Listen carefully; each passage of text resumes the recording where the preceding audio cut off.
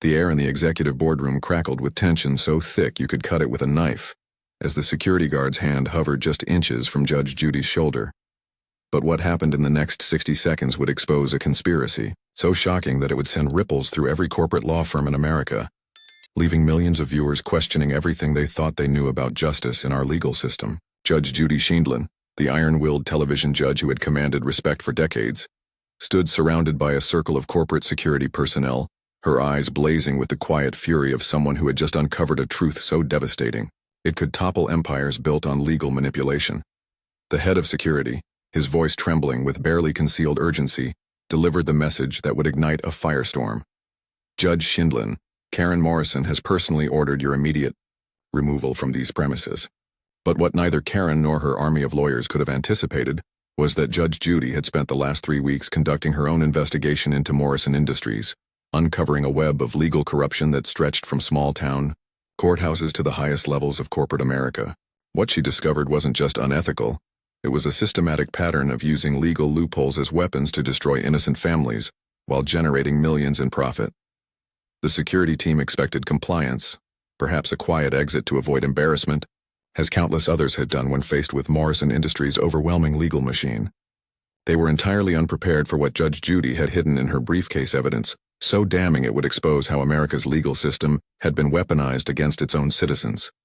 This wasn't just another corporate dispute or a clash of egos. This was about Martha Rodriguez, a 67-year-old grandmother whose family restaurant was systematically destroyed by Karen's legal team, driving her to bankruptcy and an early grave while Karen celebrated another victory at her country club. Judge Judy met the security chief's nervous gaze with the steely resolve that had made her a household name, her voice cutting through the corporate atmosphere like a blade. Tell Karen Morrison that I have evidence of what she did to Martha Rodriguez and dozens of others, and absolutely nothing is going to stop me from presenting it to that auditorium full of her business partners. The words hung in the air like a death sentence for Morrison Industries' carefully crafted reputation, because what Judge Judy was about to reveal would prove that Karen hadn't just bent the rules, she had shattered them entirely, leaving a trail of destroyed lives in her wake. If you're ready to witness the moment when America's toughest judge took down one of the most corrupt corporate executives in history, hit that like button right now and drop a gavel emoji in the comments below. What you're about to see will shatter everything you believed about how justice really works in corporate America, and reveal the shocking truth about how powerful people use our legal system as their personal weapon. This isn't just entertainment. This is a masterclass in what happens when someone with real authority refuses to be silenced by money and intimidation. It all began 3 weeks earlier, on what seemed like an ordinary Tuesday morning, the kind of day that starts quietly, but carries within it the seeds of something extraordinary.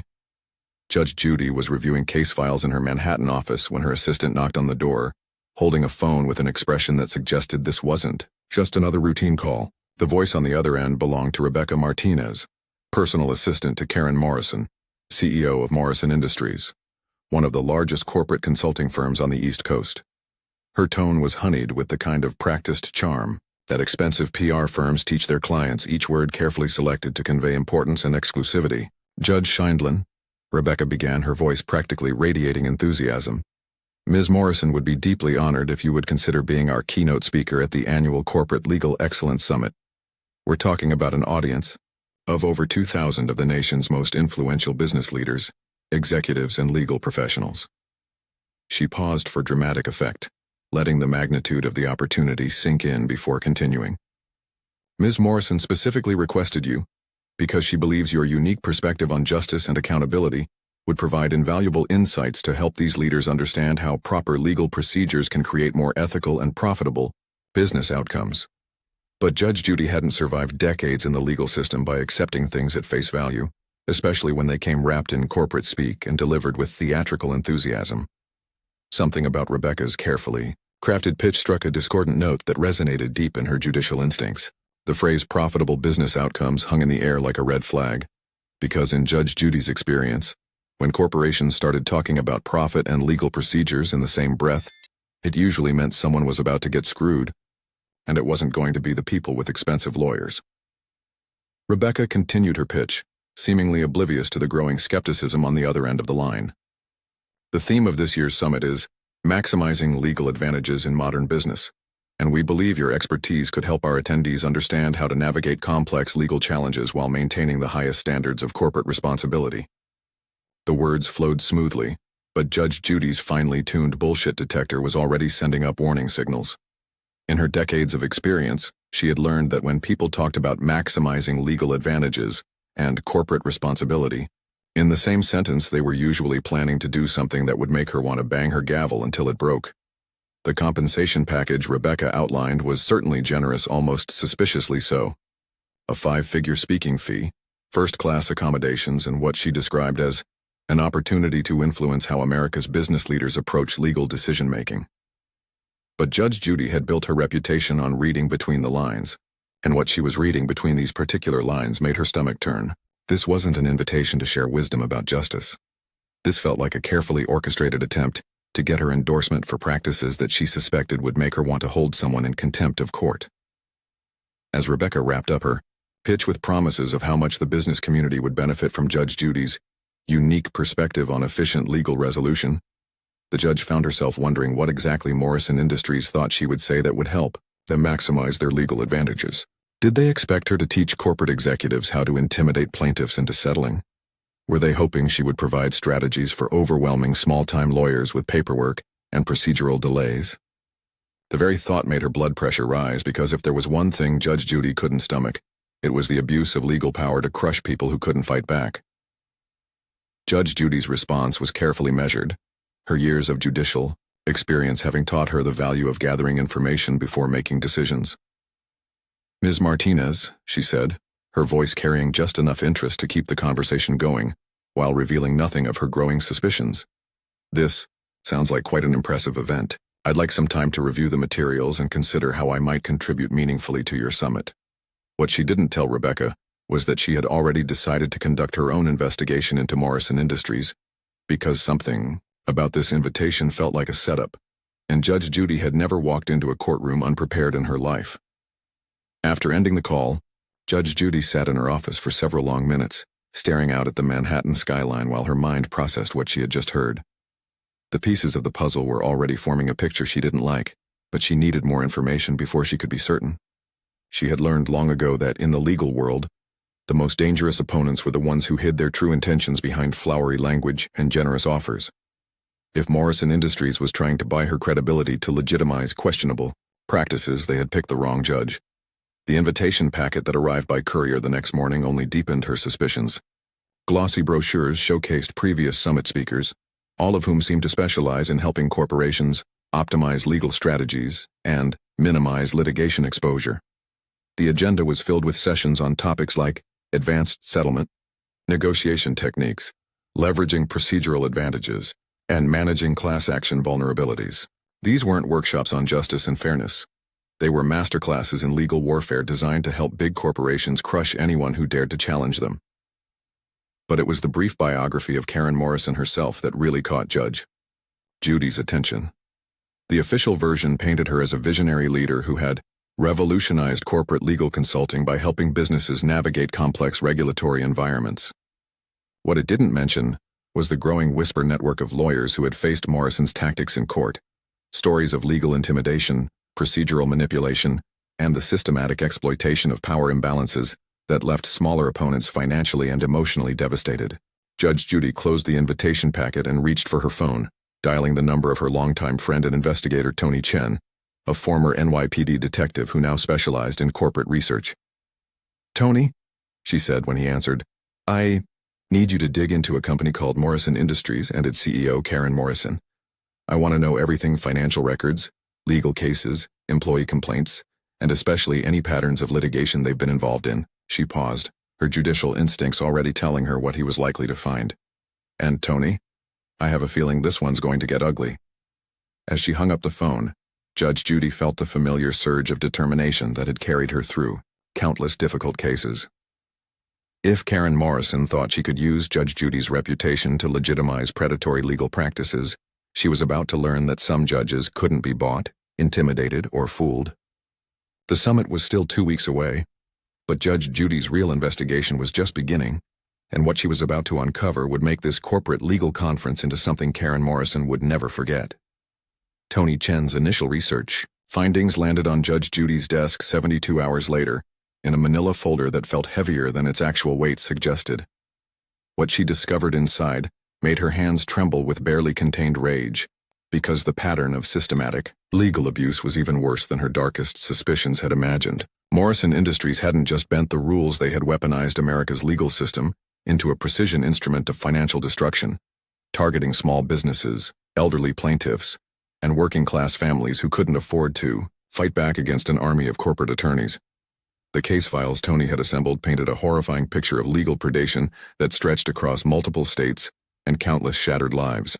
There was Robert Chen, a 54-year-old contractor whose small construction company was buried under an avalanche of frivolous lawsuits after he tried to collect payment for completed work. Morrison's legal team had filed 17 separate motions, demanded countless depositions, and stretched the case across 3 years until Chen's business collapsed under the weight of legal fees, forcing him to declare bankruptcy, while Morrison Industries celebrated another successful risk mitigation strategy. Then came the case of elderly couple Harold and Marge Peterson, both in their 70s, who had dared to file a product liability claim after Harold was injured by a defective ladder manufactured by one of Morrison's clients. Karen's legal machine had subjected them to invasive discovery demands, scheduling depositions during Harold's cancer treatments, and filing motion after motion designed to exhaust their limited resources.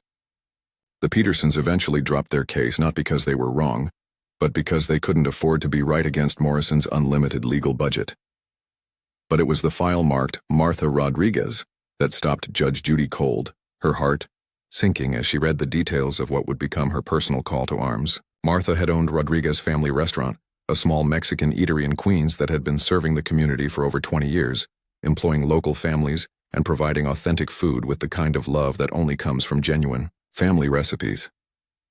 When a Morrison Industries client wanted to acquire her building for development, Martha had respectfully declined their initial offers, hoping to pass the restaurant down to her children as she had always dreamed. Karen Morrison's response had been swift and merciless. Within weeks, Rodriguez Family Restaurant found itself drowning in a tsunami of legal challenges, health department complaints that materialized out of nowhere, zoning violations that had never existed before, and a barrage of nuisance lawsuits that consumed every penny Martha had saved over 2 decades of hard work. Morrison's attorneys had turned Martha's American dream into a legal nightmare, systematically dismantling her business through procedural warfare that left her defenseless against their unlimited resources. The final entry in Martha's file was a handwritten letter from her daughter, Elena, describing how her mother had died 6 months after losing the restaurant, her spirit broken by a legal system she had believed would protect honest, hardworking people like herself. She kept saying she didn't understand how being right could be so wrong, Elena had written. She died believing the law had abandoned her. The night before the summit, Judge Judy sat alone in her hotel room overlooking the glittering Houston skyline. Martha Rodriguez's handwritten letter spread out on the desk before her like evidence in the most important case of her career. She wasn't rehearsing talking points or polishing a keynote speech because what she was preparing for had nothing to do with corporate presentations and everything to do with confronting a system that had perverted justice into a weapon against the innocent. The weight of Elena Rodriguez's words pressed against her chest like a physical force. She died believing the law had abandoned her. This wasn't about Judge Judy's reputation or her television career, or even her legendary courtroom persona. This was about Martha Rodriguez, who had believed in the fundamental promise of American justice that hard work and honesty would be rewarded, that the legal system existed to protect people like her from those who would exploit their power. Instead, Martha had discovered that in Karen Morrison's world, the law wasn't about right and wrong, it was about who could afford the biggest legal army and who was willing to use procedural warfare to crush anyone who stood in their way. Judge Judy thought about the oath she had taken decades ago, the solemn promise to uphold justice and defend those who couldn't defend themselves. She reflected on the countless cases she had presided over, the moments when she had been the last line of defense between powerful interests and vulnerable people who needed someone to speak truth to power. Tomorrow wouldn't be another television appearance or a speaking engagement for a generous fee. Tomorrow would be her chance to honor Martha Rodriguez's memory by exposing the truth that Karen Morrison had spent millions trying to bury. As she folded Elena's letter and placed it carefully in her briefcase, Judge Judy felt the familiar surge of righteous determination that had defined her entire career. She had faced down lying litigants, corrupt attorneys and manipulative corporations before, but never with stakes this personal or this clear. Martha Rodriguez had trusted the system and died broken-hearted when it failed her. Judge Judy wouldn't let that trust be betrayed without consequences. The judge who would walk into that conference center tomorrow morning wouldn't be there to play nice with corporate executives or deliver feel-good platitudes about legal ethics. She would be there as Martha Rodriguez's advocate, armed with evidence of systematic abuse and the unshakable conviction that some truths are too important to keep buried, regardless of who gets uncomfortable when they're exposed. Judge Judy arrived at the Houston Convention Center with Martha Rodriguez's letter, tucked securely in her briefcase, and a determination that radiated from her like heat from a furnace. The backstage area buzzed with corporate energy, but that atmosphere shifted the moment 3 security guards approached her with the kind of purposeful stride that meant trouble was about to unfold. "Judge Sheindlin," the lead guard said, his voice carrying the uncomfortable tension of someone delivering bad news. "There's been a change of plans. Ms. Morrison has requested that we escort you from the premises immediately." His hand hovered near her arm, clearly expecting compliance from someone who had probably never been escorted anywhere against her will in her entire life. Judge Judy's response was swift and devastating. She opened her briefcase and withdrew Elena Rodriguez's handwritten letter, holding it up like a piece of evidence that could convict the guilty. "Before you lay a hand on me," she said, her voice carrying the authority of decades in courtrooms, "I want you to hear something from Elena Rodriguez, whose mother died because your boss turned the legal system into a weapon." She began reading, aloud, her voice steady but filled with controlled fury. "My mother worked 16-hour days for 20 years building her restaurant. Karen Morrison's lawyers destroyed it in 6 months with lawsuits that had nothing to do with justice and everything to do with forcing her to sell. She died believing she had failed, when the real failure was a system that lets people like Karen Morrison buy victories." The guard stood frozen, unprepared for this moment of moral confrontation. The massive auditorium doors burst open with a thunderous crash as Judge Judy strode down the center aisle, her footsteps echoing through the stunned silence of 2,000 corporate executives who had expected a polite keynote about legal efficiency. Karen Morrison's voice faltered mid-sentence as she spotted the approaching figure. Her carefully rehearsed presentation about maximizing litigation outcomes dying in her throat as Judge Judy's presence filled the cavernous space with an undeniable force that no amount of corporate security could contain. "Ladies and gentlemen," Judge Judy announced, her voice cutting through the shocked murmurs as she commandeered the microphone from a bewildered moderator. "My name is Judge Judy Sheindlin, and I'm here to tell you about Martha Rodriguez, a woman who can no longer speak, because the practices being celebrated at this summit killed her." The auditorium erupted in confused whispers as Judge Judy pulled Elena's letter from her briefcase, holding it aloft like damning evidence in a murder trial. Karen Morrison's face had gone ashen, her polished corporate composure cracking like ice under pressure as Judge Judy continued her devastating testimony. Martha Rodriguez owned a small restaurant in Queens that served her community for 20 years. When she refused to sell to one of Ms. Morrison's clients, they unleashed a legal assault that would make a medieval siege look merciful. The audience, accustomed to sanitized discussions of legal strategy, found themselves confronting the human cost of the tactics they had come to learn. Judge Judy's voice rose with righteous fury as she read directly from Elena's letter. "They filed 67 separate legal actions against my mother's restaurant health violations that materialized overnight. Zoning complaints for a building that had passed inspection for decades. Nuisance lawsuits designed to bleed her dry. She spent her life savings fighting cases that had no merit but unlimited funding." Several executives in the front row shifted uncomfortably, recognizing their own company's tactics in the devastating account. "Karen Morrison," Judge Judy said, turning to face the CEO directly, her gaze boring into Morrison's soul with the intensity of a laser. "Martha Rodriguez worked 16-hour days to build something beautiful for her community. Your legal team destroyed it in 6 months using procedural warfare that had nothing to do with justice and everything to do with crushing someone who couldn't fight back. How many more Martha Rodriguez stories are buried in your company's files?" Morrison attempted to regain control, her voice shaking as she stammered, "Judge Sheindlin, this isn't the appropriate forum for—" But Judge Judy cut her off with the commanding presence that had made her a household name. "This is exactly the appropriate forum. You invited me here to legitimize legal tactics that destroy innocent people's lives. Martha Rodriguez died believing she had failed when the real failure was a system that allowed you to weaponize justice itself." The auditorium had become a powder keg of emotion. Corporate attorneys were frantically checking their phones. Several summit sponsors were heading for the exits, and a group of younger lawyers near the back stood up and began a slow clap that spread through sections of the crowd like wildfire. The convention center's head of security appeared at the side of the stage, but when he saw Judge Judy's unwavering stance and heard the growing applause, he simply removed his radio and walked away, refusing to be part of silencing the truth. Judge Judy's final words rang through the stunned auditorium like a battle cry. Martha Rodriguez's daughter asked me to tell people the truth about how corporate America uses our legal system as a weapon. That truth is this: when lawyers become hired guns instead of officers of the court, justice dies, and people like Martha Rodriguez pay the ultimate price. If watching Judge Judy expose corporate legal corruption live on stage just blew your mind, smash that subscribe button and hit the notification bell right now, because this story is about to get even more explosive, and you don't want to miss what happens when the most powerful judge in America declares war on a system designed to crush the innocent. The auditorium erupted in chaos as Judge Judy's words reverberated through the corporate elite, with dozens of executives canceling contracts with Morrison Industries on the spot. Karen Morrison fled the stage in humiliation, her legal empire crumbling as whistleblowers emerged from her own company. Within hours, Martha Rodriguez's story had gone viral, sparking federal investigations into corporate legal abuse and inspiring new legislation protecting small businesses from frivolous litigation warfare.